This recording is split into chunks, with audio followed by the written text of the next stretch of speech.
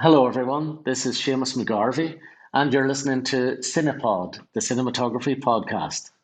The following podcast contains explicit language. You're listening to the Cinematography podcast presented by Hot Rod Cameras, a program about the art, craft, and philosophy of the moving image and the people who make it happen. Coming to you from the world headquarters of Hot Rod Cameras in Hollywood, California, are your hosts, Ben Rock and Ilya Friedman.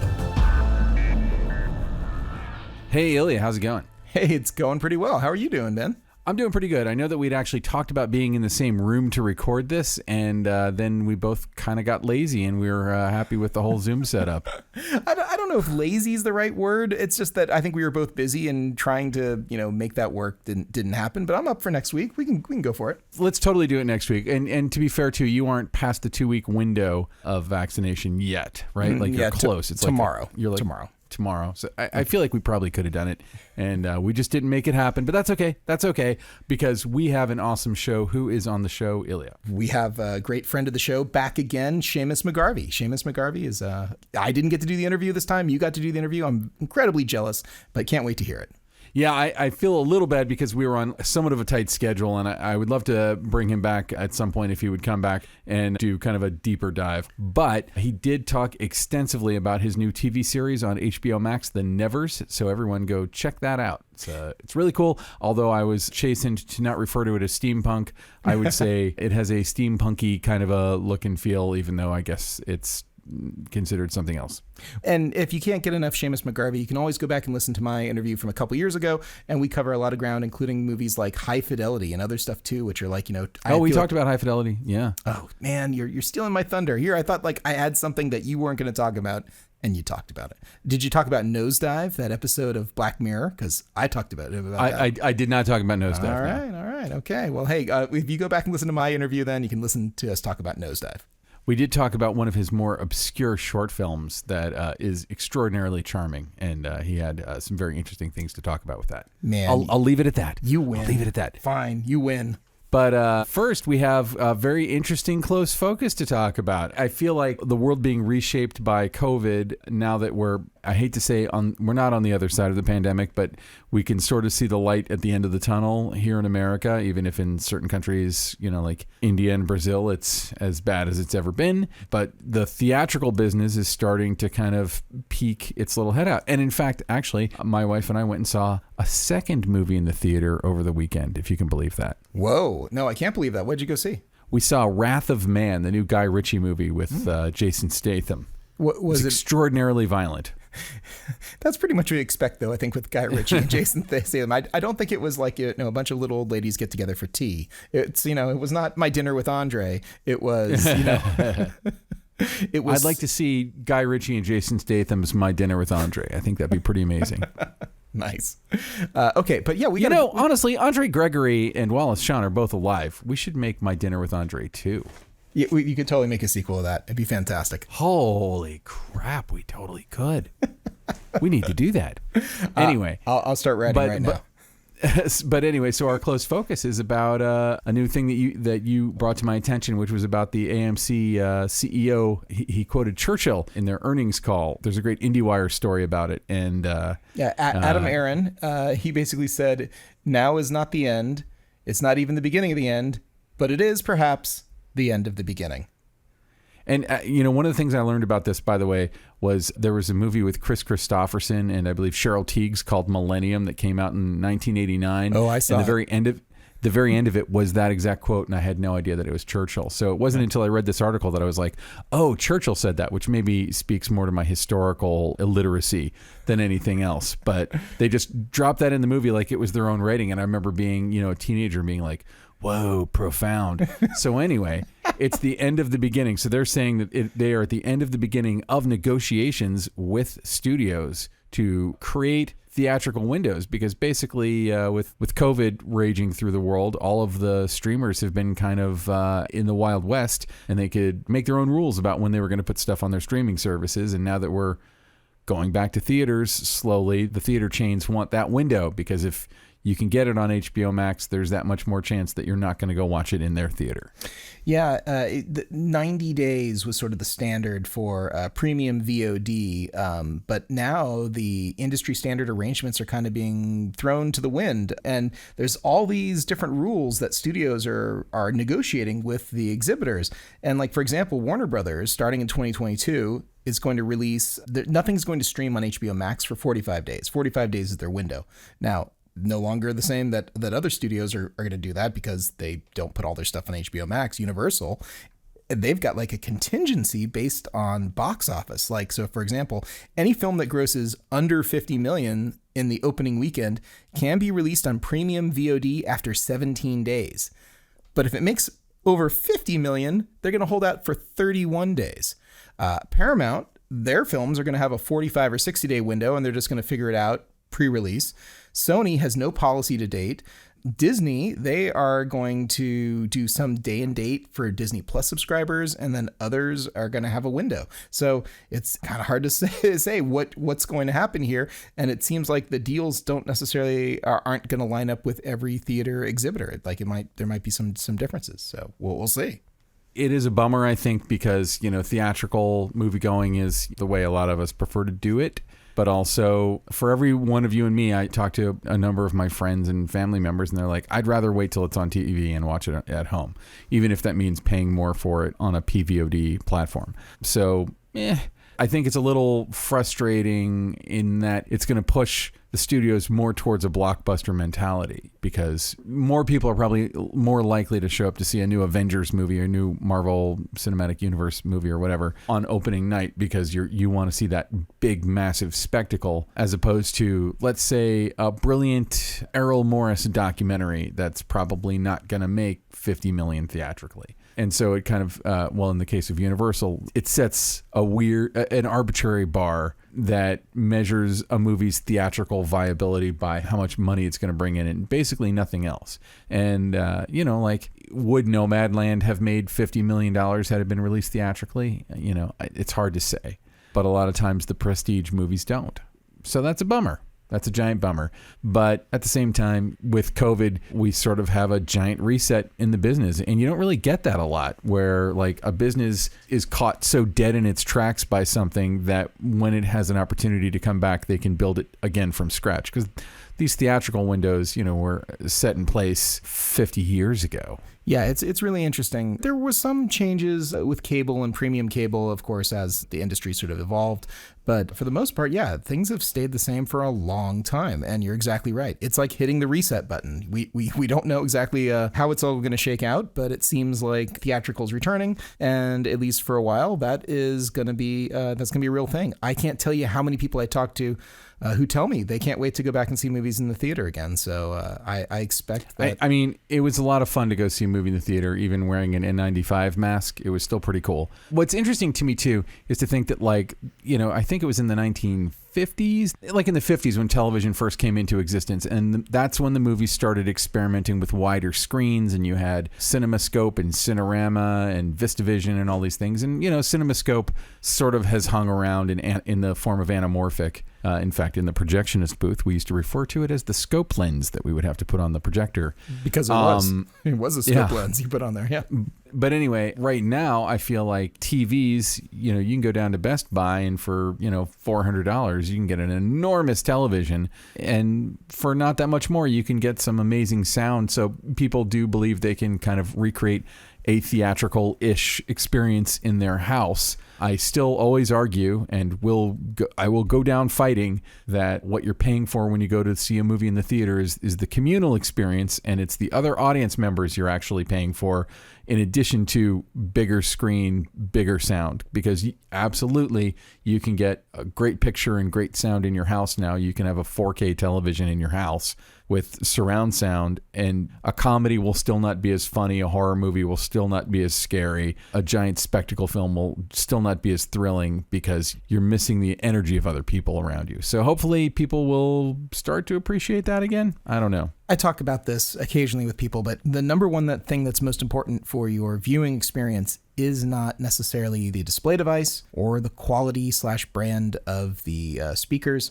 really the number one thing that affects your experience is the room that you're in, acoustically, where you're sitting. All of that is going to affect your experience more than the best electronics that you could possibly buy and put in your house at any price. So not saying that there aren't terrible multiplex experiences. There are 100%. Oh, for sure. But don't you think, I mean, like, multiplexes have been under enormous pressure, I think, in the last 20 years to get better and better. And, you know, hopefully the ArcLight comes back in some form. But I feel like here in Los Angeles, the ArcLight kind of pioneered a premium movie experience. There are other chains like Alamo Drafthouse that do that. And Cinemark, which is a nationwide chain, you know, the Cinemark theater near my house are reserved seats. They're reclining leather, extremely comfortable seats. And, you know, the movie-going experience there is head and shoulders above what I think even a great multiplex experience would have been 20, 25 years ago. That's going on everywhere. There's a Regal that has heated seats. It's like in Granada Hills or something out here. And I was like, heated seats? We're in California. It's not even that,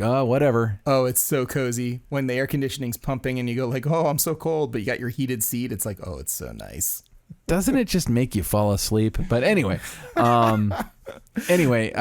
know, the movie theater chains are going to have to probably keep doing that. And I feel like this is going to make it maybe a little harder for them, but also maybe when it comes time for Oscars, they might negotiate title by title how long they leave stuff in theaters, or I don't know. I guess if this is truly the end of the beginning of this negotiation, that means that, you know, maybe it won't be a one size fits all kind of a deal. And, you know, when you do go see a documentary in theaters, you know, and a documentary is probably not going to make that kind of money, they can still let it hang out for a while because there is a dedicated audience that loves those films. And I'm one of those people.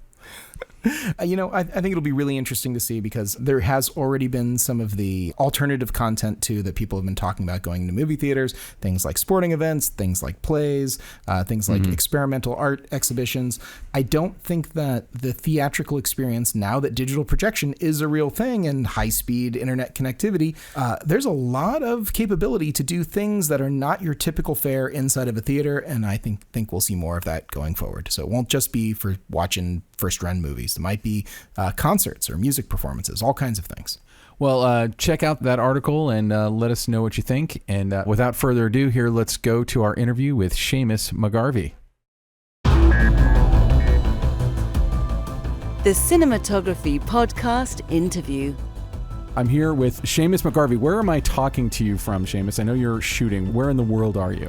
Well, I'm actually in London. I'm prepping a film in London, and I'm also grading the last film I did with Joe Wright, Cyrano, which will be out later this year, which was shot in Italy. So it's nice to be back in London again, since the last time I was here was while I was shooting The Nevers. We want to talk about The Nevers because it's your new project. It's on HBO Max. If you have HBO Max, everyone can go watch it right now. It's glorious. I always fall out of line with current terminology, but is it fair to call it steampunk, or is there another term for it? I wouldn't say that because Joss would probably string me up for saying that. But okay. It's set in Victorian era, but it has sort of modern elements. But they're probably politically more prescient than just the stylization of steampunk. But, you know, I know it's been described that way, and it's a style that I love anyway in films. I mean, that's why I put it that way, just because as a casual viewer, as someone who's watched the episodes but hasn't done like a deep dive into Joss's intention behind it, it definitely feels like it's playing with steampunk conventions, at least. Yes.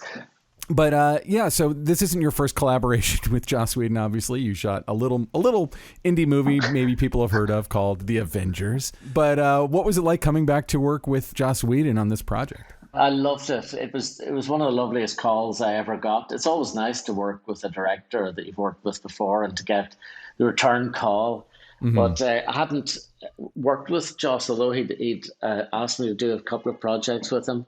But I hadn't actually done a film with him. So when I got the call to do The Nevers, without reading the scripts, I was, yes.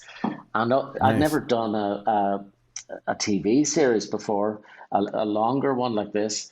So I was just really excited at the prospect of that. And then when I read the scripts, I was just like, I am so excited about what we're going to try to achieve to do in this.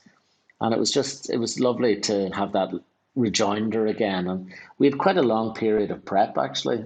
and we were all in the one studio. So it gave us a chance to really distill the ideas for the project together over quite a long period of prep, because they were still writing as we were going and fine-tuning the scripts. So it was really a lovely period of sharing of ideas, of putting stuff on the table and then sort of distilling them back.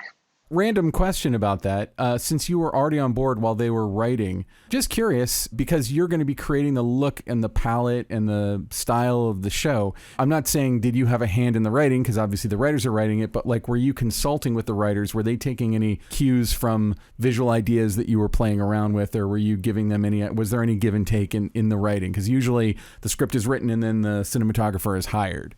Yeah, I would definitely not say in the writing per se, but I think that the fact that we were all in this lovely sort of Cinecittà arrangement in a factory or a warehouse in the west of London that became our studio, it led the writers, as we walked down this corridor of a palimpsest of ideas, of kaleidoscope of ideas that the art department had lined the corridor as you walked towards the office with.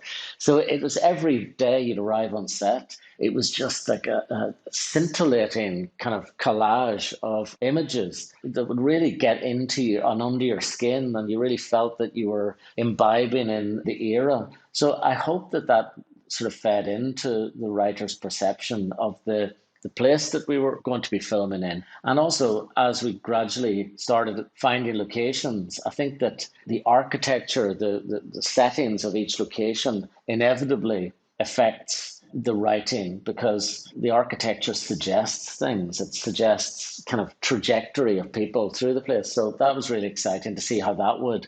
But the writing was a very private affair, with Jane Espenson and Joss. Then they would tell us what they had, but it was like bringing out the baby at the end, and it was fabulous to see that.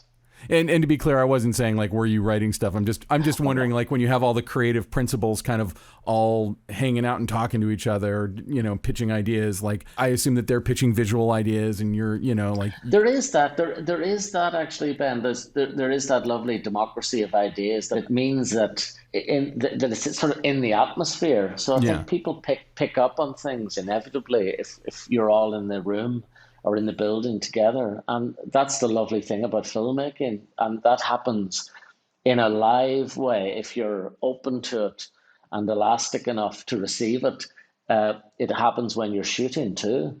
And that's the thing I get the most buzz from in filmmaking, is the acts of chance that create wonderful, unexpected results. And I think you just have to, as a filmmaker, be kind of like ready to receive those things, because they come at you out of nowhere. And if you've been working on something for an extended period, it sort of tunes your brain to each other. I think you become very, not exactly feral, but you do become like a little family in the forest. And you start thinking the same way as each other, and there is this sort of gradual merging of the tribe that's about to make the movie. And I think that something in that, if you're open to it, means that you can skid and go with it and think intelligently about whether that shift in direction is the right way to go, because you're already traveling in parallel lines at speed, warp speed, especially if you're working in TV. Like, this is a TV show. I've never worked so fast and hard in all my life, because I know that was my next question. You had shot the pilot of Black Mirror, if I'm not mistaken. Yes. But that's the only other TV credit I know that you have, unless there's... Well, I did. I'm the pilot, man. I did like Anthony Minghell's number one lady detective agency and Mike Nichols' Wit for HBO. But this was one that was going to be a longer stint. And I know that the speed of those other filmmakers wasn't the same way that this had to be. We had limited time to shoot. But there was something in that, actually, in that enforced impetus that makes you think in a different way. It makes you a different type of filmmaker. It tunes your reflexes. It makes you think with economy, because you don't have the kind of luxury of flatulent takes that go on for ages and indulgent moments of beauty, you're really, you're cutting your cloth to the story because you've got a lot to shoot in a day.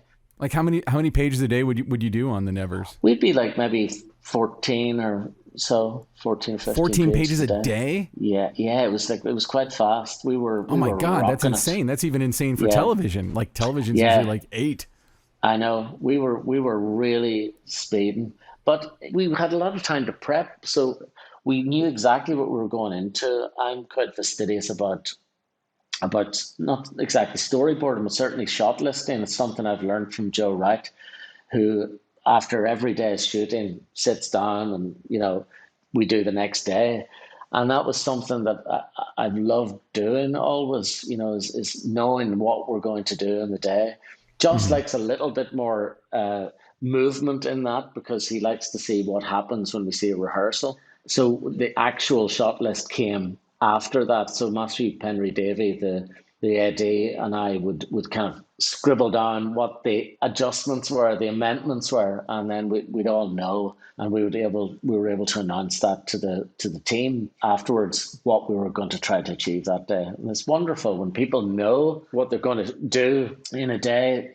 It just means people can prepare and people can feel included, from everybody, from the transport to the director. Just everybody in the team knows what we're trying to achieve. Wow. I mean, I'm assuming also that like the big action sequences that are in the Nevers, like those, I'm assuming you're not doing 14 pages of that in a day, because those are... No. Well, the action sequences, which are key and which actually become the slingshot of the film at the opener with that chase happening, that we were really lucky to have this amazing stunt coordinator, Rowley Earlam, who had done all the Game of Thrones. He's got so much gold on his mantelpiece that he needs an extension. But he was brilliant because I'm not a second unit director. I have no idea how to do a lot of these stunts, although I've worked on lots of stunty type films. But you always know that you've got a great stunt coordinator, second unit director to do those sort of things. And Rowley was exactly that. So we had 1, 2, maybe 3 cameras on main unit. And then Rowley, when he needed to, would take over the D camera and we would give him one of our operators. I would step in on the B camera or whatever with Pete Robertson was the A camera operator. Rodrigo Gutierrez was our B, and Una Menges came in on dailies. And it was just such a wonderful thing to be able to let Rowley just go off and be specific about getting those big dynamic shots on either working with tracking vehicles or stabilized heads or all the stuff that takes you a full day to do 5 or 6 shots. But we were working alongside him concurrently, so that worked out really well. One of these days we need to get someone in who like specializes in second unit, because I feel like people don't realize how much of the big movies they watch, be it Fast and Furious or whatever, are driven by a second unit that is not really second. It's just, they're working for the first unit director. Yeah. Because when I was watching it, I was actually curious about the action sequences because they were tight and well executed. And Alana, you had a question that you wanted to talk about with like the use of... I did. Yeah, my question, Seamus, was a little bit about how was it fun to do like the forced perspective shots for the giant girl in the Nevers? It was. Well, that involved, involved a lot of research and looking at how other people had tried and failed to do that sort of thing before. But ultimately, it's totally old school cinematography and special effects work that allows you to do that. And actually, the sort of hero of the research of that was our visual effects supervisor, Johnny Hahn. And he kind of researched all different movies like Harry Potter and Hagrid and, how to do that sort of thing. But it's basic mathematics, She was, initially her height was not double her actual height. By doubling her actual height, it made all the mathematics very simple to do.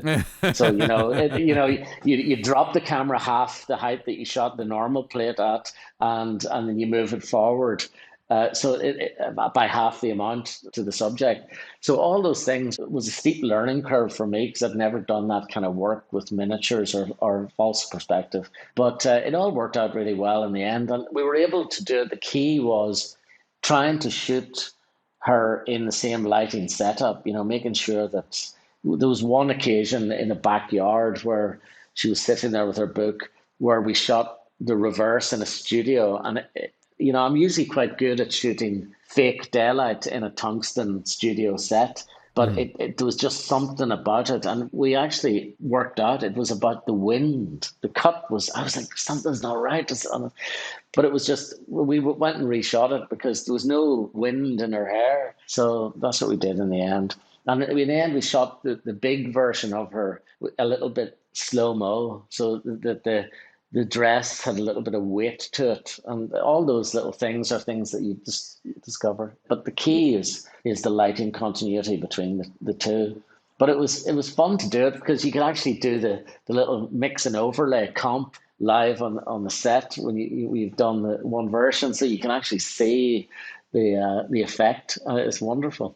Kind of in the broad scope of the Nevers, what was the guiding artistic principle? Where was the look coming from in your conversations with Joss? Well, I think Joss, there are so many precedents of dun-coloured, worthy Victorian dramas, period films that are more interested in the cobblestone and the dress rather than the content. And what Joss wanted really, thematically speaking initially, which is where the photography always ought to come from, it was that he wanted this to be like a shocking veracity, believability, that you wanted this to feel like have a prescient contemporary edge, but set within obviously this time. Whereas we didn't want to lose the sense of period.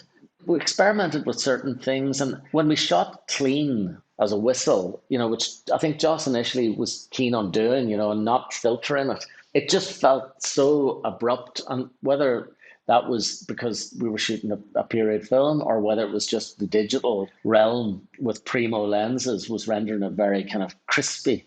So I ended up sort of using these Dior filters, the nets that I've used a few times in the past, which I think that initially HBO were not very keen on because they thought it might affect their the VFX work. But I had a great relationship with Johnny Hann, the visual effects supervisor. He was able to say, look, we had glimmer glass, slightly less diffusion on hand.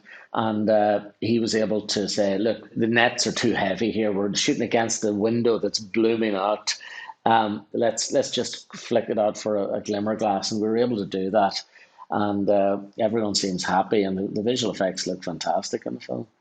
Absolutely. In watching it, I kind of noticed something that I've noticed in a lot of your work, and that you've done stuff that obviously like Avengers and plenty of stuff that's like big movies. But I feel like the stuff you shoot, and this just might be about the directors that you choose to work with, or it might be in your approach, but I feel like you get character. Like your stuff brings across characters, even going back to High Fidelity and even way before that. But I feel like the stuff you shoot seems very interested in character work. Is that an intentional thing on your part, or is that something that's just a coincidence of? Well, it's just, thank you for saying that, Ben. That's very nice. But I think it's not very conscious, but I do love looking at people. I love stories that are about people or stories that I recognize that are human.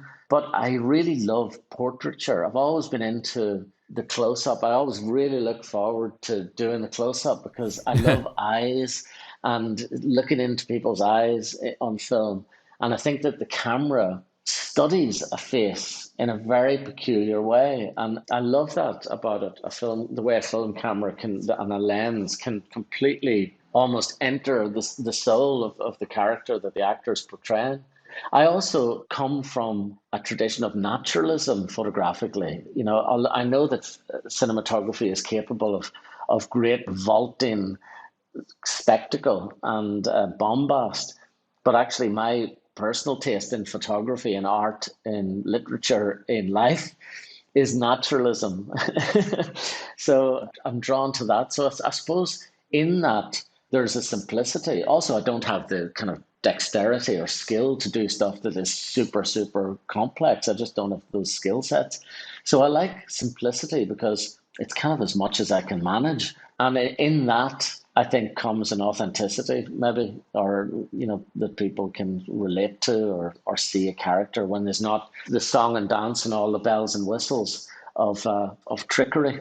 Can we talk a little bit about your background, like where you came from? I always like to ask people, like, when was the moment in your life that cinematography kind of entered as a possibility, as a thing you might pursue? Like, what was it that got you connected to that?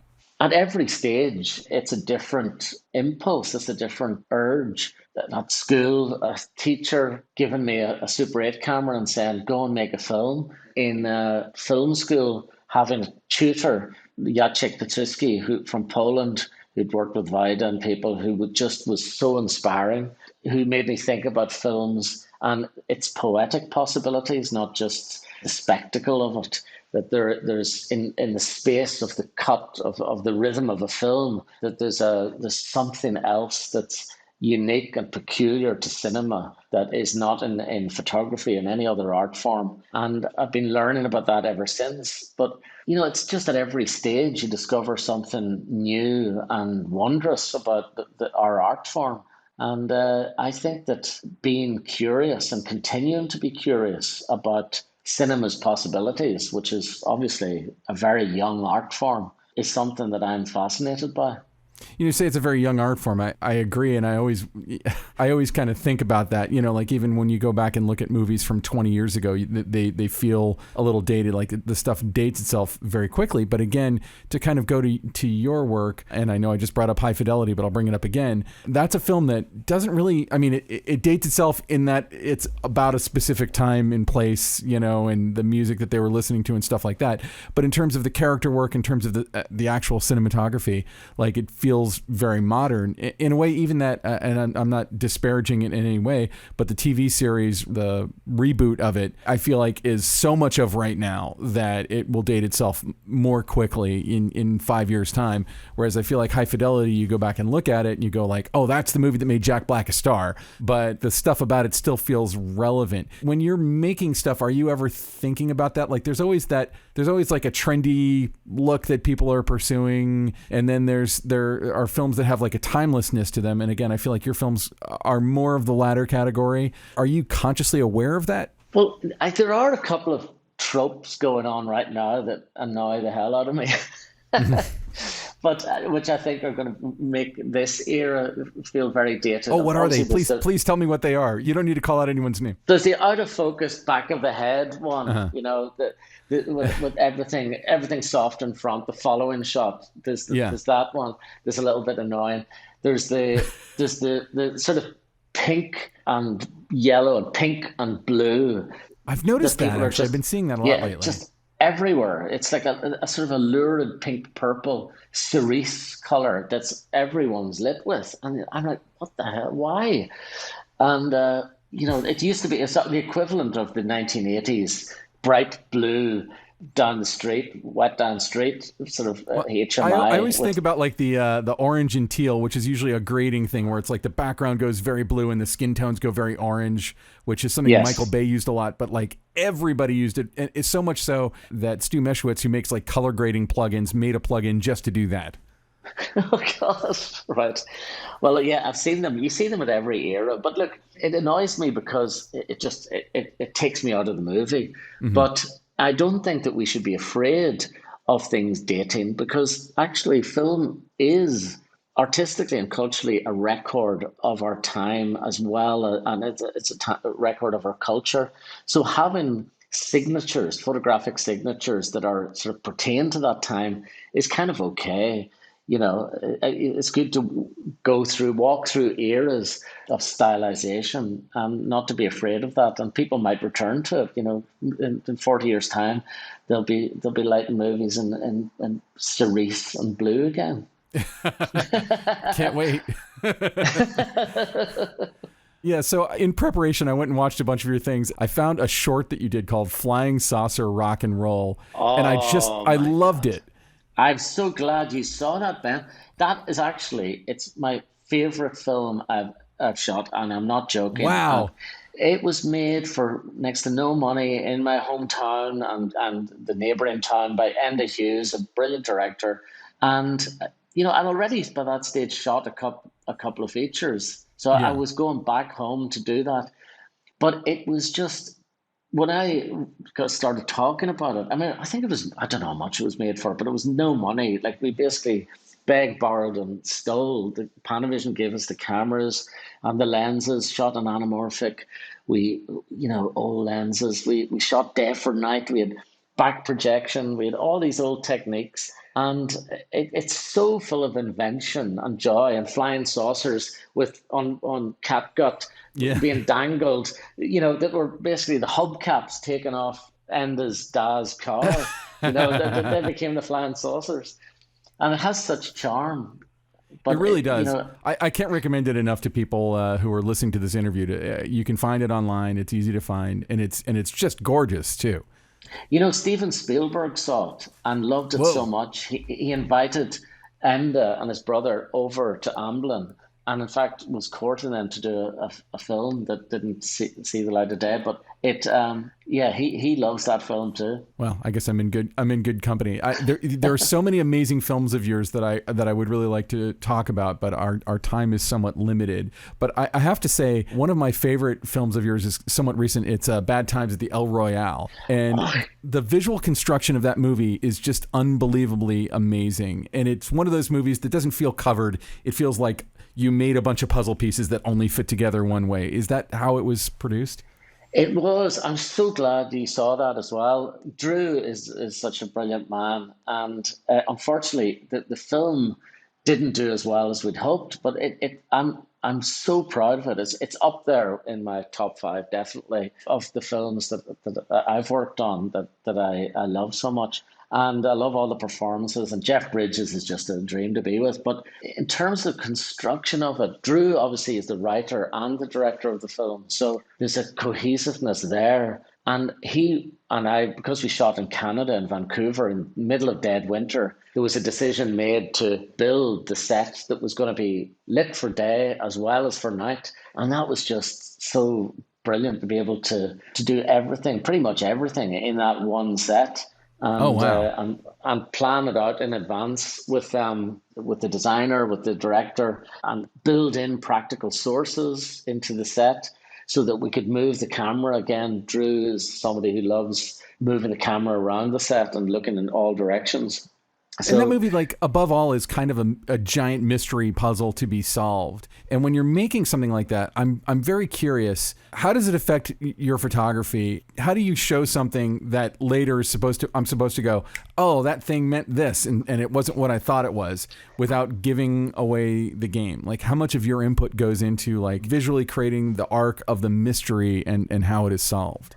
Well, it really comes from the director, because he's been living with that script for a long time. Mm-hmm. And I think Drew worked with the designer for a long time before. So there are visual cues and design throughout the movie, in the lattice work that you look through, Douglas Sirkian type clues that you can see that there's a sense of things are not quite as they ought to be. And the idea of reflection and double images and double standards occurs a lot in the film. So yeah, I mean, that's really from Drew's completely fantastic imagination. So it's a joy to be around somebody like that who's so talented. I hope he makes another film as vaulting in its visual ambition as that one. It's really a movie that I think is worth seeing. It's a great movie for the performances, for everything, but I think the visuals are, like, you could just teach a masterclass in visual construction just on that film. It's so brilliant. Oh, wonderful. I also wanted to talk to you about your documentary work, and I know that you've done several documentaries. The one that I most recently saw was the Harry Dean Stanton documentary, Partly Fiction, I think is what it's called. Yes. Are you someone who started in narrative and moved into documentary, or did you, like, what brought you to documentary? Hand in hand, really. I mean, it comes from my love of natural photography. It's from my curiosity of our world. Yeah. And the documentaries allow you the privilege of access to places that you've never seen before, with the camera as your shield. and as your key into these rooms of other people's lives. So it's a passport to the paradigm of life that exists out there, which you wouldn't normally travel on the little goat paths that we go to between the back lot and your apartment. So there's that I love about it. It's the encounters with the unexpected that I just adore. And I've always tried to balance my narrative work with documentary work. And I always come out of having shot a documentary with feeling like my eyeballs have been renovated, and that we're going to I'm able to look at things with keener eyes, or with a more slanted perspective. And that one in particular, the Harry Dean Stanton documentary, which was directed by Sophie Huber, was made initially for very little money, just because I had a 5D, Canon 5D, and Sophie and I just used to go out and hang out with Harry. She was a very good friend of his, but we all became great friends in the making of it. Sophie and I actually lived together in the one compound in LA at the time. And we would hang out with Harry. And when he saw the film, he said, "Partly fiction. It should have been called Panty Fiction. That's the story of my life." But we had great fun making it. So that was all shot on a 5D? Yeah, literally. A 5D, one lens, a 50mm lens, and a zoom lens. There's one shot I shot on the zoom when he sings Danny Boy, and I knew that we were going to need to go in tight with the close-ups. But when we followed Harry around, we wanted this sort of hallucinatory in and out of focus. So it was just with a little 50mm 1.2 Canon lens we could go into Dantana's bar, or we could go in the streets. We could shoot them in the back of the car with available light, and literally it was such a discovery for me that, wow, street lights can light a person in a car if they're by the window, or the headlights of the braking car in front illuminates him red like Satan. It was really fantastic. Can you point to a specific example of like an idea that you had while doing a narrative film that you got from your documentary work, like an inspiration from documentary that bled into your narrative work? Absolutely. When I worked on We Need to Talk About Kevin with Lynn Ramsey, and we had Tilda Swinton and John C. Reilly just before we were about to shoot the film, which we were planning on shooting on anamorphic with Fujifilm. It was 35mm film. But we'd been rehearsing the film, and I always have my camera over my shoulder anyway, but we were having a little sort of celebratory drink, knowing that 2 days later we were going to be on set and starting the movie. And suddenly outside there was this deluge outside this pub that we're in Prince Street in New York, the Ear Inn, beautiful old bar. And there was a deluge of rain outside that was like biblical in its intensity. And Tilda just said, and John was there too, let's just go out and we can sort of do some of the flashback stuff from Lynn and I had been struggling how to achieve, because the rest of the movie we knew it was going to have this sort of Ozu-like sort of rhythm and rectitude and low angles and very static. And so I just ran out with them and tried to shoot them, and they just ran down the street in the rain through the puddles, with me trying to work out how to focus and get exposure and chase them. And then John lifted Tilda up and span around. Yeah, I couldn't see a thing. They were spinning around, and everything was sort of scintillating and getting out of focus. And we got back in, drowned as rats. And we looked back at the footage, and Lynn was just like, "That's it. That's how we're going to do our flashbacks from here on in. It's just, this has the elan, the drive, and the passion that I'm after."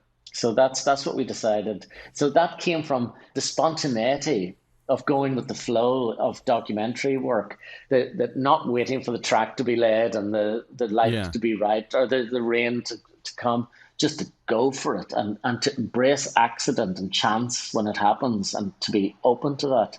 It makes all the difference, and an audience can feel it, they can see it. That's amazing. That's a great story too. You've worked with so many kind of amazing visionary filmmakers like Oliver Stone. Oh yes, Of course, Oliver Stone. I was going to talk about Stephen Frears, but Oliver Stone, I think, is also probably worth touching on. I think the only other cinematographer we've talked to who's worked with Oliver Stone was Sal Totina, who shot Any Given Sunday. Yes. But yeah, you shot World Trade Center, which is probably the most restrained Oliver Stone movie ever, because most of it takes place in a collapsed building and nobody can move. Yeah, can you talk about like how it was? I mean, it's not. I'm not comparing it to a stage play in any way, except for that so much of it takes place in that one pinned area. Yeah, and Oliver Stone, when I think of Oliver Stone's work too, it's like unrestrained camera doing all kinds of crazy stuff, and that's a movie where that's just not part of the storytelling. Well, I think Oliver, when we finished the film, we got on so well. When he first met me, I was wearing a shirt, like a cowboy shirt in New York. I went down to his hotel, and I wasn't supposed to meet him that day. He was going off on a recce, but I thought, I've got to say hello to him. So I went up to him. I said, "Hello, Mr. Stone. I'm Seamus McGarvey. I'm interviewing tomorrow for the DP's job." And he went, "What? You're Irish? Like really Irish?" And I said, "Yes." And who would have known with a name like Seamus McGarvey? Yeah. And he took my shirt and popped open the cowboy front buttons and said, "Where are your fucking subtitles? I'm never going to understand you."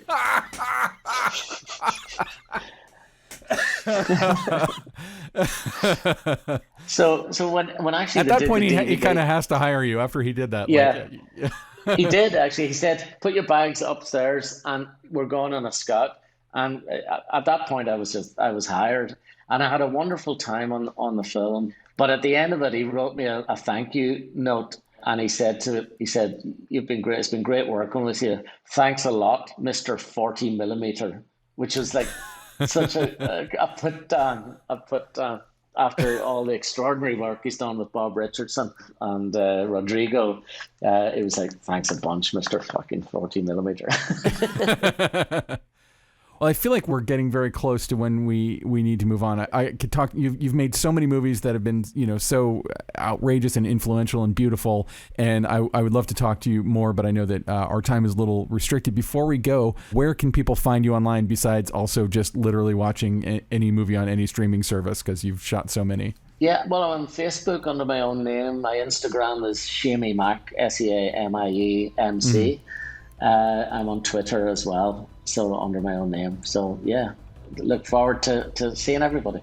Yeah, everybody feel free to follow him on Instagram or Twitter, or if you're cool with Facebook, then that too. Well, thank you so much. It's a real pleasure to meet you, and I love your work, and I hope we can have you back and talk at greater length about some of these projects. I would love to. Your whole background, I'd love to know more about it. Well, we'll have you back at some point if we can, and thanks so much for coming on the show. Thank you for inviting me, Ben. So that was Seamus McGarvey. I hope one day we can bring him back on here. I'd love to talk, more in depth about stuff like high fidelity and Avengers, maybe even like get into Avengers. We could go back to Nosedive. I'm sure that by the time he comes back, he'll probably have more stuff he wants to talk about. So. Yeah. Well, it'll be interesting to see. I'm excited to see where the Nevers goes by the end of the season. But before we go on to our short ends, Ilya, you have some emails that we have, correct? Oh my God, we got a lot of fan mail for the Randy Tom episode, which seems to have been really popular. Instagram comments, Twitter comments. We got an email from editor Ben Katz's mother, who Ben Katz's mom. Ben Katz's mom bothered to write us an email. Is she in the business? I don't believe so, but she felt so inspired that she had to write to us. She wrote, "I loved Randy Tom's interview. A generational thing? Perhaps, but it also felt like I was auditing a class in sound recording. Fascinating recollections that only Mr. Tom could share with listeners. Wow," with 4 exclamation points. And the question from Ben kept the conversation flowing. I could have listened for another hour. Ilya and Ben's intros and outros make for some fun listening. All of you are doing such a service to the film industry. Thank you to the entire podcast team. Well, thank you, Suzanne Katz. That was amazing. Thank you. Well, thank you, Suzanne, and thank you for making Ben Katz, because, without Ben Katz, we'd be hosed. Happy Mother's Day. There you go. Happy Mother's Day. So I guess we got should some now more, announce. No, before we move on, yeah. I got more. From Twitter, Max Smith wrote, "This is a fun interview. Do you know what Walter Murch asked Randy Tom to do after their first meeting? How about the piece of equipment that Randy found that made the perfect sound for the AT-AT in The Empire Strikes Back? Yes, we go into all that stuff. And thank you, Max Smith, for the nice Twitter comment. We also got a nice one here from Lucy Autry Wilson. She wrote, "It's always interesting to hear Randy Tom talk about sound design for movies." Thank you, Lucy. And then over on Instagram, we got a message from Nagam Osman. I hope I said that correct. That wrote, "Amazing episode. So inspiring. Loved the Yellow Pages mention. Ha ha ha ha." So, well, thanks all of you who wrote into us and took a moment. We really appreciate that. I'm sorry we couldn't get to everything, but those three were wonderful and they are a good representation of all the feedback that we got. So thank you. Well, and I think it's with that we should announce that we are now the sound design podcast. We're no longer going to do cinematographers. We're going to talk to only legendary sound designers. We're completely changing the show. Anything involving cinema and camera, no. Ben is pulling your leg, and I'm playing along with it. But no, it's nice. A little late for April Fools. Yeah, we're diversifying a little bit, and we're bringing in some other stuff. And with people like Randy Tom, I hope you all agree that it's really wonderful to have those other folks on the show. Well, and it should be said that our producer Alana Cody really worked hard to line up that interview with Randy. And I can be a crank about stuff sometimes, and I'm like, I thought we were the cinematography podcast. And of course, you don't not interview Randy Tom. The guy's a legend and he's been around forever. But we've also kind of said from the beginning that anyone who has an opinion about how films are put together is affecting cinematography or is affected by cinematography in some way. And the craftsmanship that goes into making films is so holistic and comprehensive. And having somebody like Randy Tom on here was, just a rare thrill. Like, I'd feel like he could have talked for another 3 hours and I would have just been sitting on the edge of my seat. I'd love to maybe bring him back at some point because I feel like we were able to cover 1/10 of his career, maybe. He's done hundreds of humongous movies over the last 4 decades. So thank you, everyone who reached out. And now, short ends. Hey, Ben, it is now time for short ends. What's your short end this week? What is your obsession? I wanted to give a shout out to one of the guests on our show from, it was before COVID, so it was probably a year and a half ago, Byron Warner, who had made me aware of a software I didn't know anything about called Scriptation.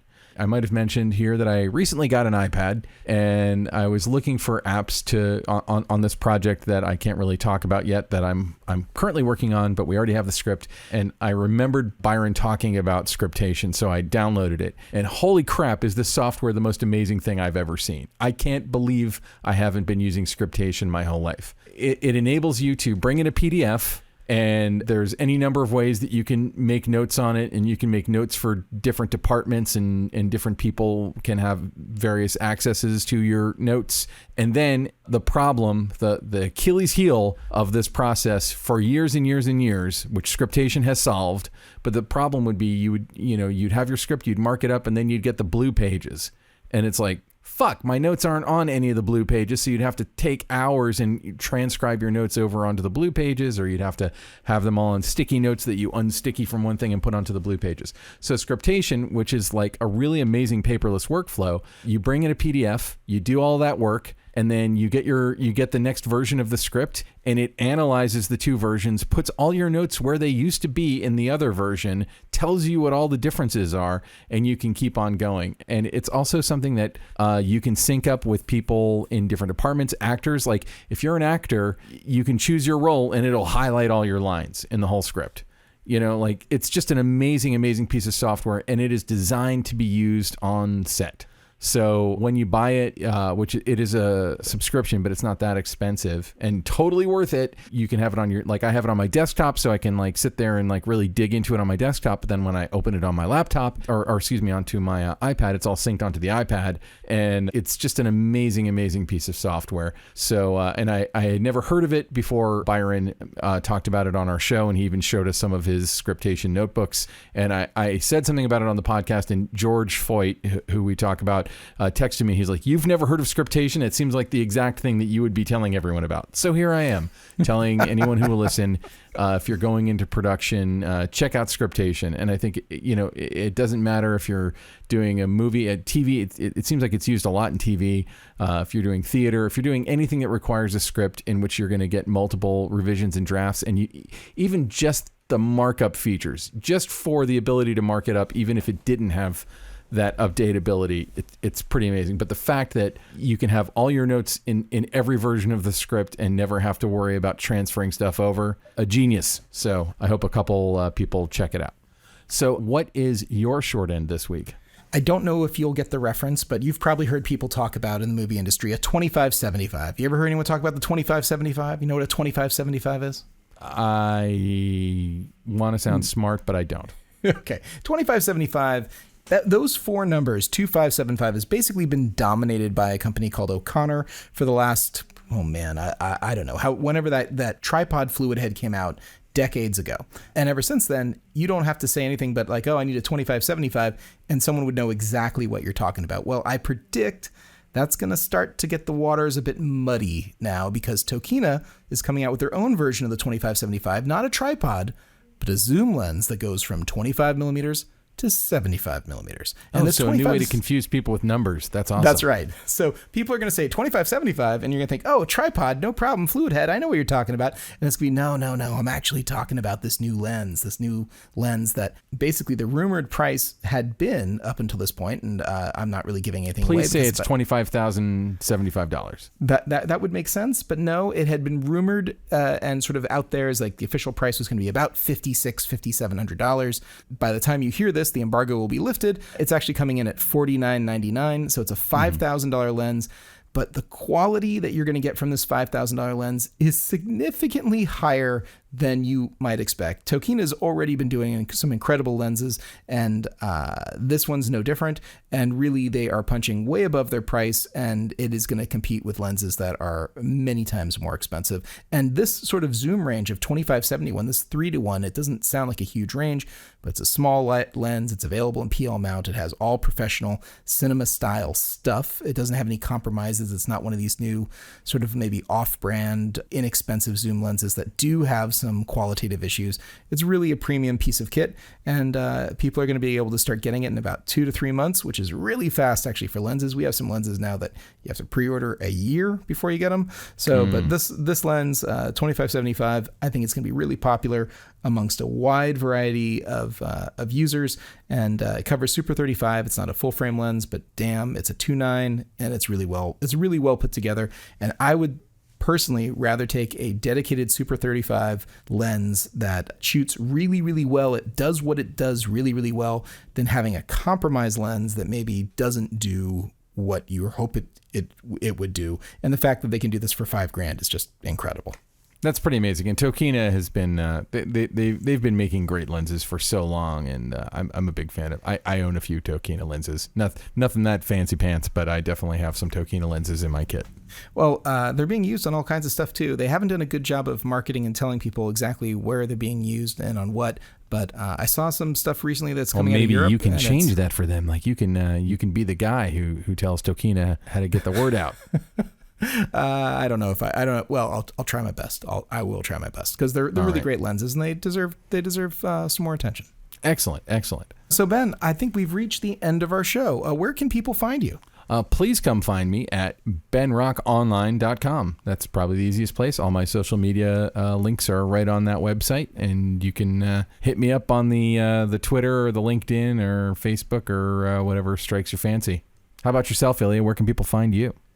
You can find me over at Hot Rod Cameras, hotrodcameras.com. That's where we sell stuff. You can also find me on all the sort of usual social media stuff. And every once in a while, people are mentioning the podcast now on LinkedIn. So if you're on LinkedIn and you want to hit me up there, I'm Ilya Friedman on LinkedIn. So there's only 3 of us, but you'll know which one's There's 3 Ilya Friedmans? Have you guys talked to each other? Yeah, it's pretty funny. So yeah. You have, really? Yeah, there's another one in California too, which is funny. So there's a few Ben Rocks, and I've actually become friends with one of the other Ben Rocks. We encountered each other on Twitter, and the one who I've become kind of friendly with, he's a D&D guy, and he lives up in Seattle or in Washington State. And he has a kid about my son's age, maybe a little bit younger, but it's just it's super weird. And I was like, man, we should have a convention of Ben Rocks. And there's another Ben Rock who kind of tolerates me, but I haven't like corresponded with him on any meaningful way. So yes, you're just tolerated. I am, but I think a convention of Ben Rocks would be awesome. Yeah, we'd have to probably go to a color or number system to differentiate one from the other, or go by our middle names. There was, believe it or not, a Jim Smith convention at one point that had thousands of people who went to it, all named Jim Smith. You know, there could be a Tom Thompson one. I know I have encountered more than one Tom Thompson, and my sister at one point was married to a guy named Tom Thompson. Interesting. All right. Very nice guy. Well, let's thank some people. That was, wow, that went way away from cinematography. So, well, first, let's thank Ben Katz and his amazing mother. Yeah. Absolutely. His amazing mother who gave us who had such nice things to say. But Ben Katz, who edits this and hopefully has worked hard, but not too hard, to make us not sound like complete morons. We're making it hard for him right now. He's going to be like, I'm cutting this out. I'm changing this. All right, sorry, Ben Katz. Because I thanked Kay Zalatrachi leastly last time, we should thank him next. Let's thank Kay Zalatrachi, not leastly, who's not listening to this show. But, can I tell you a Kay's thing? Oh, sure. Literally yesterday, Kay's had the first kind of party that I have attended with vaccinated people at his house. It was outside on his porch. He has like this wood-fired pizza thing, and he had Ed Sanchez, co-director of Blair Witch Project, Matt Compton, who you and I both know Matt, very prolific producer, and Alicia and myself there. And it was super weird to be around other humans with no masks on, but we were all vaccinated. You see this color I am right now? This is the color of jelly. I'm so jelly. I'm jealous of your party. Well, maybe if you had a podcast that shouted out K's on a weekly basis, I could then become worthy enough to attend his pizza party. Definitely. There was almost nobody there. But anyway, so check K's out at musicbyks.com. Hire him to score your next movie or web series, or do visual effects for you, or color correct. I'm not exaggerating. He does all those things. Yeah. He does. And last but holy crap not least, never least, Alana Cody, who is just kicking all the ass, getting so many amazing interviews set up for us. We have some great ones coming up, and can't thank her enough for all her hard work. She's killing it. Really doing a great job. Hopefully we can talk about all the great new stuff that's coming up here shortly. And it's all thanks to her. She's doing it. 100%. So that about does it, and we will see you next week at the Cinematography Podcast. Except we won't see you, but you'll hear us. Yeah, you'll hear us. Yeah. Thanks for listening. This has been the Cinematography Podcast, presented by Hot Rod Cameras. Find your next camera, lens, or accessory on the web at hotrodcameras.com. Don't forget to subscribe to our show on iTunes and connect with us on Facebook and Twitter. Thanks for listening.